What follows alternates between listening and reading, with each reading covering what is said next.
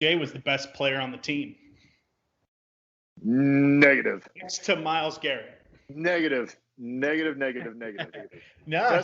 best player on that team was Nick Chubb in 2019. He didn't even crack 1,000 yards, I don't think. In 2019, he was the second. Leading rusher. Right. You're talking about his rookie year. Yeah, I was. But no, what I'm saying is, I want to move on. So you had questions.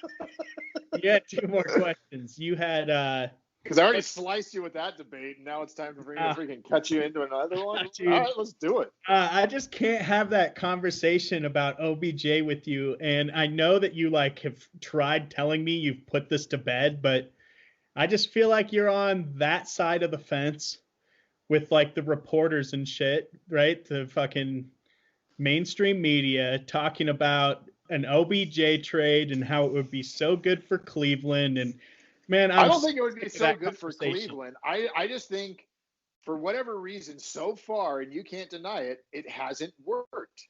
It has not worked. Man, what I saw in the beginning of our season, which was probably the most critical part besides the very end, I saw a team that looked great with OBJ. I saw Baker looking good. I don't care what his ratings were and his stats. I would say the dude was learning the offense and he was getting used to playing football again after a long off season. Man, what I saw was a team that's great with OBJ and adds us another level. I don't think we trade and upgrade our team getting rid of OBJ right now. I think we at least keep him another season. And so if we are going to have him another season, if we're going to have him another season, I feel like we need to stop. We need to put this shit to bed because we would not get what we want in a trade for OBJ, and the kid makes us a hell of a lot better on offense. I'm not saying we trade him. I'm just saying if someone calls about him, we answer the phone. No. So right. You're not answering the phone. You're Andrew Berry. Somebody calls and says, hey, OBJ, you're just hanging up the phone. Click. Okay. Wow. So your next 2 questions that I kind of want to lump together because I think it starts with biggest hole to still fill. Biggest hole left to fill. And your next one is what should be the draft strategy? And I think that these 2 things go together really well. And so I would start by saying the biggest hole left to fill, I think, is edge rusher for me. I could see us addressing linebacker, but I would say right now the biggest hole is edge. I still think we need another corner. And so I would say a corner is also a top need. And so I think I'm going to put it in as edge, corner, linebacker.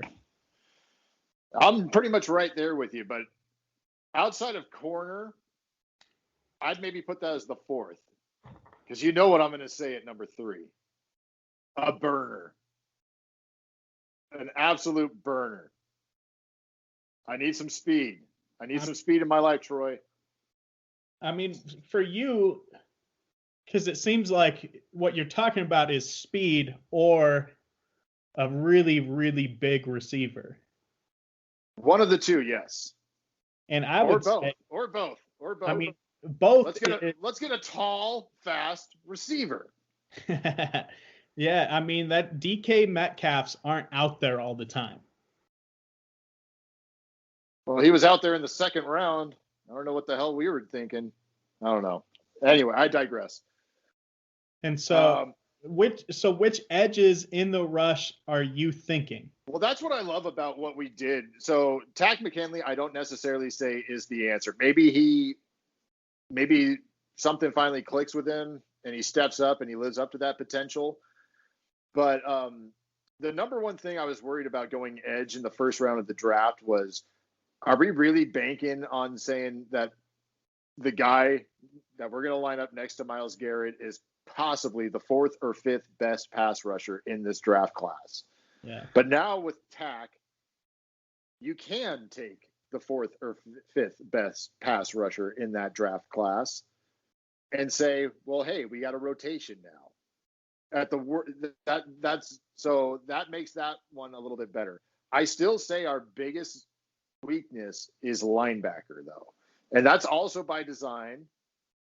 But we have, if you look on paper of the linebackers we have, everybody does maybe one thing well, and everything else is very lackluster.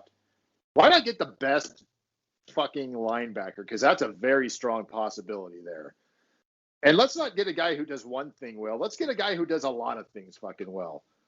That's right. Let's get Collins. Yeah, I get a text message from you at least once a day that says, well, why don't you say it? What do you send me?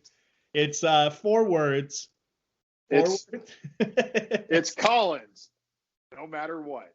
That's right. Yeah.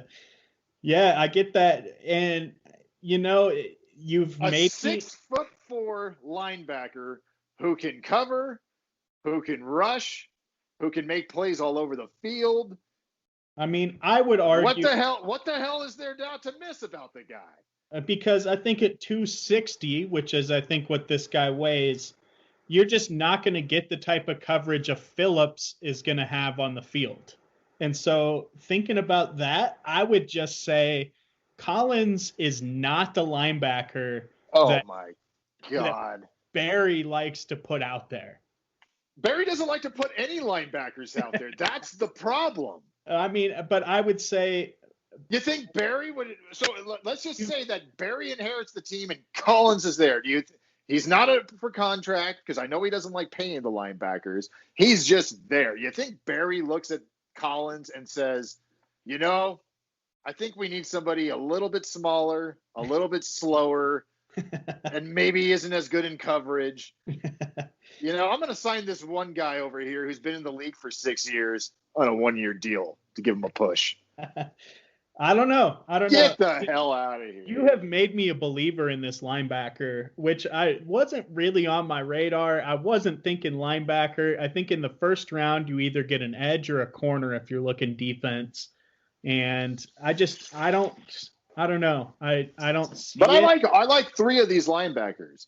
I like the dude from what is it, Georgia? Yeah. And I like the dude from Notre Dame too.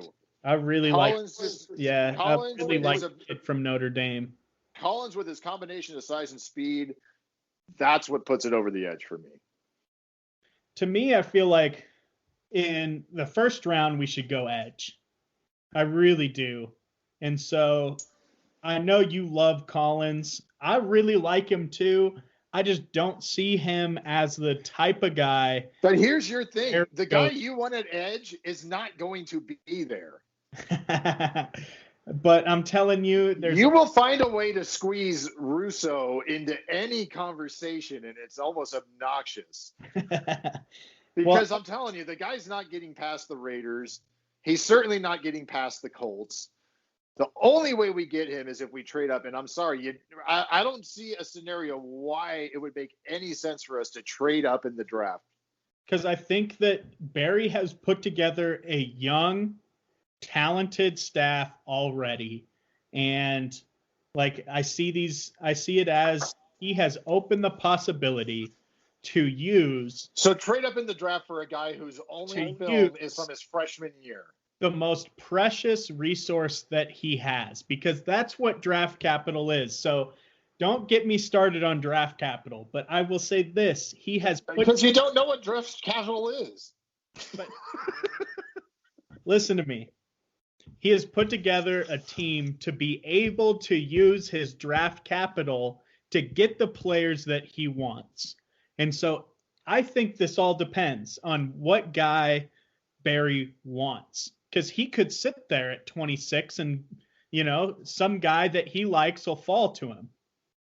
But I think also if there is a guy he knows is a little higher up, he has provided himself the freedom to use a little draft capital to get some of the guys he wants. And I think what better to do that than the first round for me? What I don't want to get another second round or third round pick. Like, I want to be able to use those third and fourth, right? We have 2 third round picks. We have Two third round picks, 2 fourth round picks.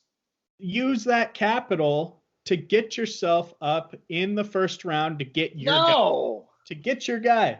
And so for me, Rousseau is the clear pick that looks like the type of edge rusher that Barry really likes. He looks like Garrett, but younger. Yeah, because the only tape of him is from his freshman year. But he looks incredible in his freshman year. Incredible. Like, he's had a year off. This guy looks like if there was tape on him from last year, he would have gone top 5.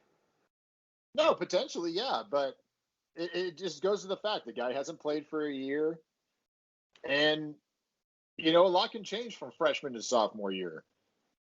A lot. I want Rousseau. I'm fine with Collins. I like him. You've made me a believer that he's the linebacker that this defense needs. But I would also say that, for a guy that could possibly be, I don't know, a 2-down linebacker, like he could, for any other team, he's out there for 3 downs. But I think that you're going to see a rotation happening at linebacker because that's what they like to do. I don't see us going linebacker in the first round. I just don't. And edge rusher just makes a lot of sense.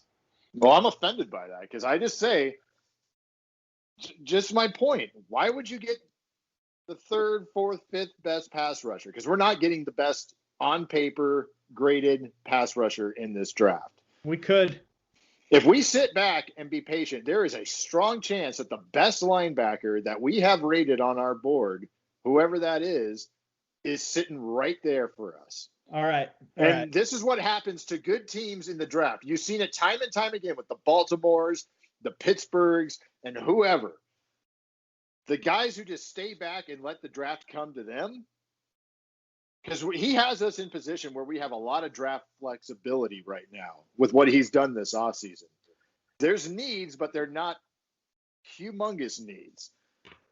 If we're there at the draft class and the 4th or 5th best pass rusher, 4th or 5th best corner are on the board, but we have the best linebacker just sitting there for us, how in the hell do you pass on that? I mean, I think Barry finds a way to pass on that. Or even, this is a deep wide receiver class now. Let's say, one of our top rated wide receivers fell to us. You're in position to do something.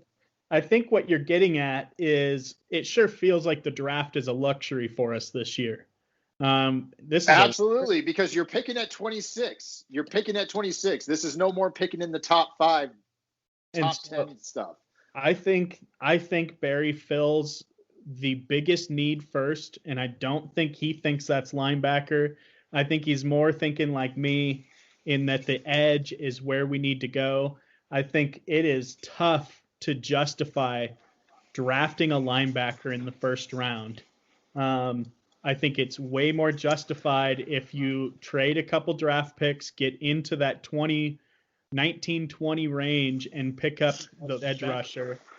And then what at linebacker? Just get another guy who's good in the run game but terrible in coverage? I mean, that seems to be Barry's plan, right? Like who's going to cover these tight ends that we have to play against? Do you think he doesn't? Well, our new safety has some pretty damn good numbers against tight ends. I would also say I think Walker was the type of signing that's who we want to be our 3-down linebacker. Like, I really do. I think that was that type of signing for Barry, and it is kind of a Barry challenge on Walker. He's a 1-year rental, Troy. I know. A 1-year rental. It was a Barry challenge, but I wouldn't say it's necessarily a rental. I think that, if he succeeds in what we ask him to do, that he gets a longer-term deal, more money attached to it. Like, I just don't see us going linebacker in the first round because it's not our biggest need right now. It's not. No more. I'm over this subject. We signed